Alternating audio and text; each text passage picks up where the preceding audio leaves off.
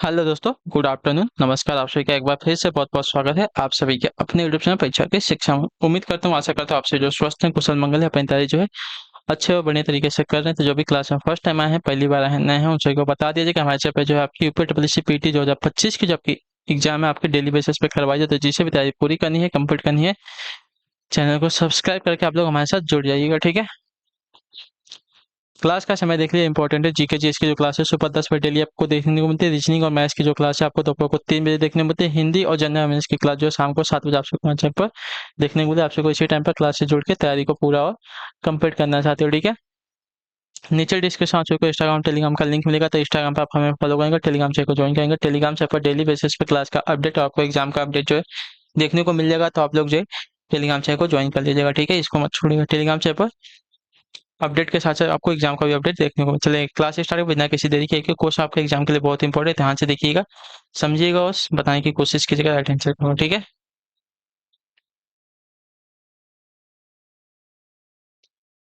चलिए,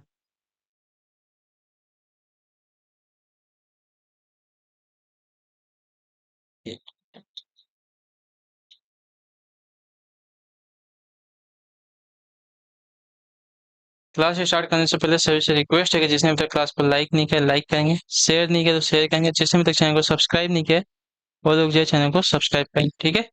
क्लियर सभी को। चलिए, पहला क्वेश्चन आपके सामने दिया, निर्देश है प्रश्न संख्या 51 से 54 तक के लिए, ठीक है।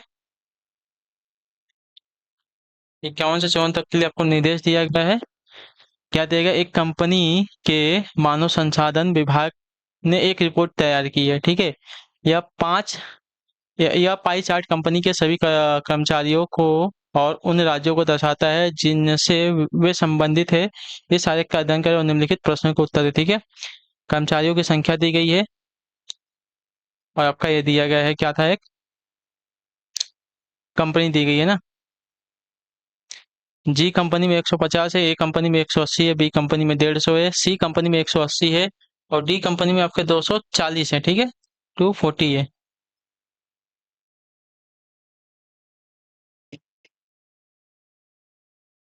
डी कंपनी आपको दिखेगा, डी कंपनी में आपके 240 है, ठीक है। ई कंपनी में 60 है, एफ कंपनी में 120 है। ठीक है। अब इसके ऊपर जो क्वेश्चन दिए गए उसको हमें सॉल्व करना है। चलिए, सबसे कम कर्मचारियों की संख्या किस राज्य में है? अच्छा, ये राज्य हैं, जी ए बी सी डी, ये सभी आपके राज्य हैं, ठीक है। तो सबसे कम जो है संख्या कर्मचारियों की संख्या किस राज्य में है? तो देखिए, 120, 60, 60 जो है हमारा सबसे कम है ना। 60 जो हमारा सबसे कम है और कौन से राज्य में है? तो ई राज्य में है, ठीक है। तो ई राज्य में जो है सबसे कम कर्मचारियों की संख्या है, तो ऑप्शन नंबर आपका डी राइट हो जाएगा। ग्राफ से स्पष्ट है कि सबसे कम कर्मचारियों की संख्या राज्य ई में है, ठीक है। चलिए, अगला है आपका 52 नंबर क्वेश्चन। कंपनी के कर्मचारियों की कुल संख्या क्या है? ठीक है, कंपनी के कर्मचारियों की कुल संख्या हमें बतानी है, ठीक है। कुल संख्या यानी कि सबको जोड़ना है। यहीं पे जोड़ते 150, 180, 150, फिर 180 है, फिर आपका 240 है, फिर 60 है, फिर आपका 120 है, ठीक है। सबको जोड़ लेंगे तो ये 150, 150, 300 हो जाएगा। 180, 180 आपका 360, यानी कि तीन तीन 660 हो जाएगा। 660 इधर ही हो गया। 60 में 40 जोड़ देंगे तो आपका 700 हो जाएगा। 7 2 900, 900, 900, उसके बाद 1020, 1020 में 60 जोड़ देंगे तो आपका हो जाएगा साथियों 1080, ठीक है। यानी कि टोटल कर्मचारियों की संख्या आपकी 1080 है। क्लियर सभी को यहाँ तक? चलिए, तो टोटल कर्मचारियों की संख्या आपकी कितनी हो गई है? यहाँ पे 1080 हो गई है, तो ऑप्शन नंबर आपका सी राइट हो जाएगा। क्लियर सभी को? चलिए, 53 नंबर है। राज्य बी का प्रतिनिधित्व करने वाले क्षेत्र के केंद्रीय कोण का माप, यानी कि डिग्री कितना है, ठीक है।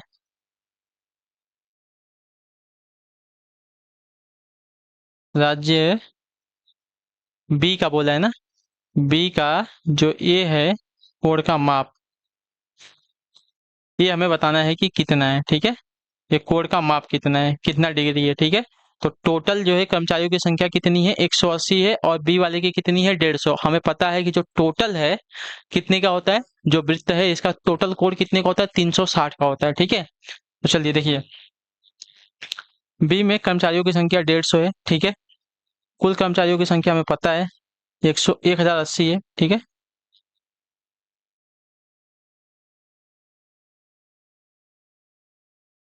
कुल कर्मचारियों की संख्या 180 है, जो कि कितने 360 डिग्री यानी कि कोण के बराबर होगा, ठीक है। 360 कोण के डिग्री कोण के बराबर होगा, ठीक है। एक डिग्री अगर हमें कोण निकालना है तो 360 बटे में 1080 कर देंगे, ठीक है। ठीक है, क्लियर सभी को। उसी प्रकार अगर हमें बी का यानी कि 150 का निकालना है तो क्या करेंगे, 360 बटे में 1080 गुणे 150 कर देंगे, ठीक है। अब इसको अगर हम सॉल्व कर लेंगे तो हमारा जो है कोड निकल के आ जाएगा, ठीक है। चलिए सॉल्व करेंगे तो पहले देखते हैं इसको।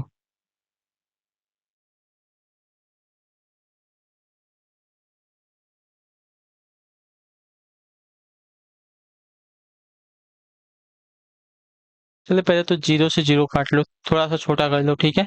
अब 1008 और 360 बचा है, ठीक है। तो 108 भागे अगर 15 करते हैं तो नहीं होगा, ठीक है। 15 में 360 का गुणा कर लो, चलिए 15 गुणे 360 करेंगे तो आपका कितना हो जाएगा, 54,000 अपन 1080, ठीक है। अब देखिए, तो पहली बार में तो आपका देखिए अगर 54,000 को भाग देते हैं अगर हम 108 से तो हमारा टोटल जो है 50 बार में चला जाएगा, ठीक है। 50 बार में जाएगा टोटल। तो अच्छा, मैंने यहीं पे सॉल्व कर दिया गया, चलिए यहाँ पे नहीं सॉल्व करना था, यहाँ पे सॉल्व करना था। तो बी का राज्य बी का प्रतिनिधित्व करने वाले क्षेत्र का जो केंद्रीय कोण का माप आ रहा है 50 आ रहा है। क्लियर सभी को, मैंने यहाँ पे आपको सॉल्व कर दिया है, ठीक है। चलिए क्लियर है वाला। चलिए अगला क्वेश्चन देखते हैं आपका, अभी 54 नंबर है।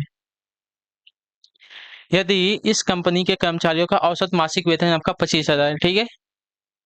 तो इस कंपनी के सभी कर्मचारियों को भुगतान किए गए वेतन यानी कि लाख में कितनी राशि होगा। अच्छा, एक कर्मचारी का वेतन कितना 25,000 है और टोटल कर्मचारियों की संख्या कितनी है 1080 है, गुणे 25,000 कर दीजिए, ठीक है।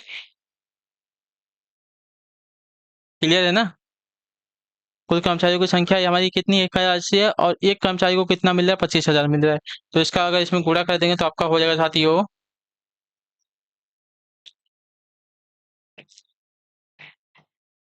ओके, गुणा करके देख लेते हैं। 1080 गुणे आपका 25,000 से गुणा कर देंगे, ठीक है। तो आपका 2 लाख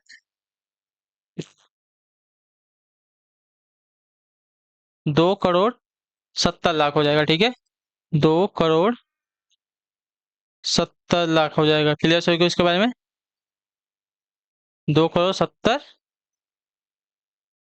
लाख यानी कि 270 लाख हो जाएगा, ठीक है। 270 लाख जो है कुल वेतन इनको दिया जाएगा। अगला क्वेश्चन आपका साथियों 55 नंबर। राज्य ए और राज्य डी के कर्मचारियों, कुल कर्मचारियों का कितना प्रतिशत है, ए और डी का ना। कुल कर्मचारी हमको पता है कितने 1080 हैं और ए और डी में कितने हैं, ए में 180 है और डी में आपके 240 हैं, ठीक है। ए और डी का बोला है तो ए और डी को जोड़ लेते हैं, ठीक है। ए प्लस डी 180 प्लस 240, यही है ना। हो जाएगा 420। क्लियर सबको इसके बारे में। चलिए आप देखते हैं, सभी राज्य के कर्मचारियों की संख्या हमें पता है, सभी राज्य के कर्मचारियों की संख्या कितनी है 1080 यानी कि 1080 है। क्लियर सभी को। अब इनका प्रतिशत निकालना है ना, तो प्रतिशत निकालेंगे। चलिए अब प्रतिशत निकालते हैं। ए और डी है, ये बी नहीं है, ए और डी है, ठीक है। ए और डी के कर्मचारियों की संख्या 420 है टोटल में से, ठीक है। अब अगर इसको काट देंगे,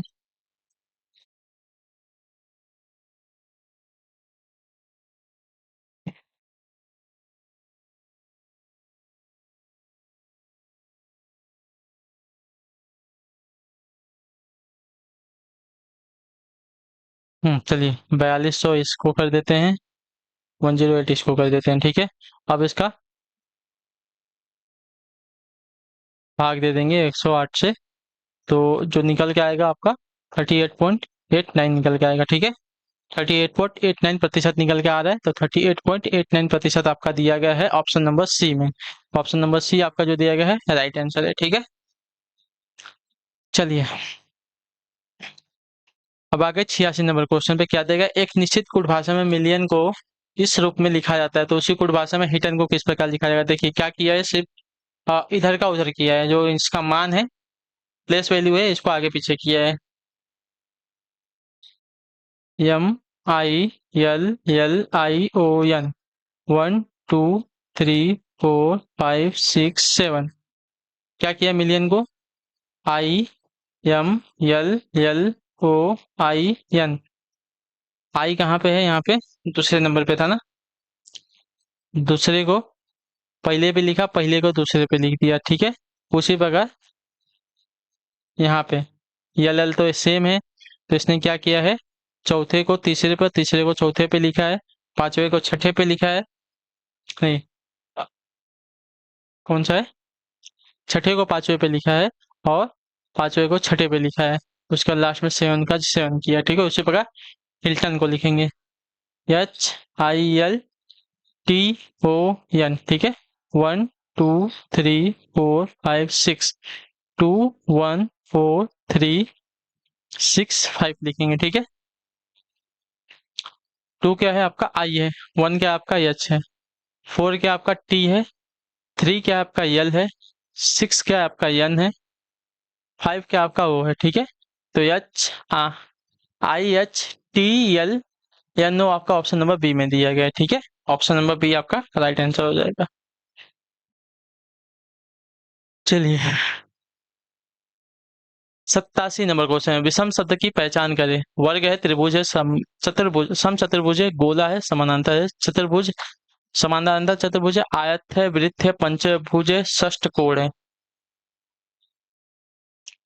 वर्ग की बात करें, त्रिभुज की बात करें, सम चतुर्भुज की बात करें, समानांतर चतुर्भुज की बात करें, आयत की बात करें और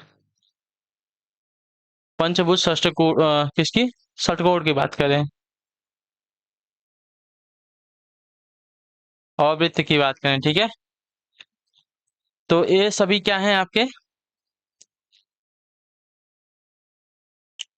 ये सभी आपकी द्विमीय आकृति यानी कि 2D है, ठीक है।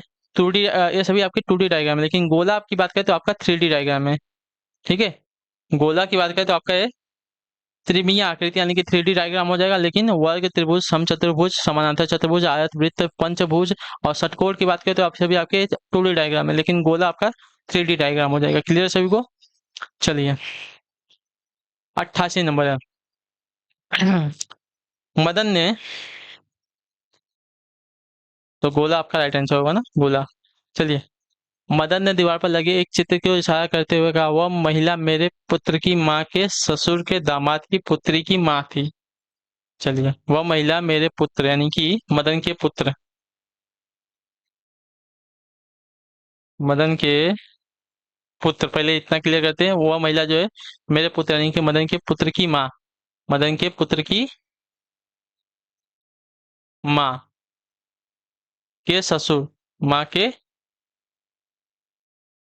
ससुर, तो मदन के पुत्र की माँ जो है मदन की पत्नी हो जाएगी। अब पत्नी का ससुर जो है मदन का पिता हो जाएगा। क्लियर सभी को। ससुर के दामाद, ठीक है, ससुर के दामाद की पुत्री की माँ, ठीक है, दामाद के पुत्री की माँ जो है मदन की क्या लगेगी, बहन लगेगी, ठीक है। तो यहाँ पे जो है मदन का उस चित्र वाली महिला से क्या संबंध है? तो मदन जो है उस चित्र वाली महिला का भाई लगेगा। क्लियर होगा? तो ऑप्शन नंबर आपका सी राइट होगा। क्लियर होगा? इसके बारे में देखिए, मदन के पुत्र की माँ, मदन के पुत्र की माँ यानी कि मदन की पत्नी के ससुर यानी कि मदन के पिता के दामाद, मदन के पिता के दामाद यानी कि पिता के दामाद की पुत्री की माँ, दामाद के पुत्री की माँ जो है मदन के पिता की क्या लगेगी? बेटी लगेगी। तो मदन जो है क्या हो जाएगा इसका? भाई हो जाएगा। ठीक है, तो ऑप्शन नंबर आपका सी है। इधर सही को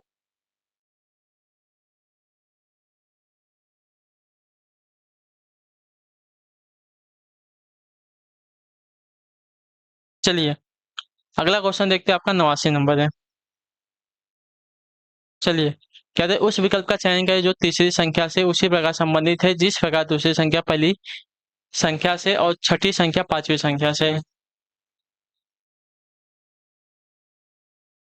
12 का 72 दिया गया, 22 का 242 दिया गया। ठीक है,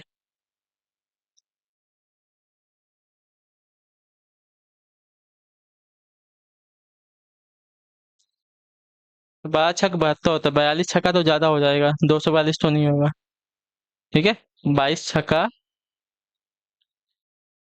242 नहीं होगा, 22 छक्का आपका होता है दो 132। ठीक है, तो यहाँ पे देखिए क्या हो रहा है।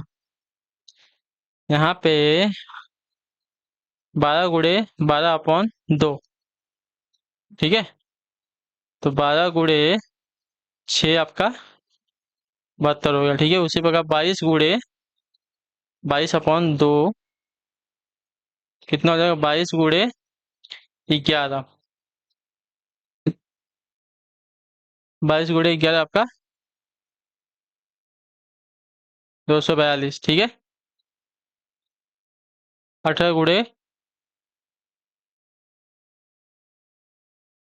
18 का आधा आपका हो जाएगा 9। तो इसमें इसका हो जाएगा तो 162। तो 162 आपका राइट आंसर होगा। ठीक है, ऑप्शन नंबर आपका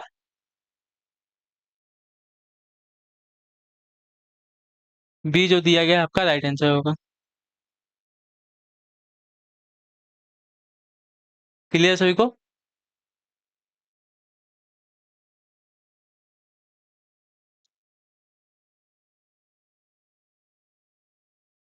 चलिए,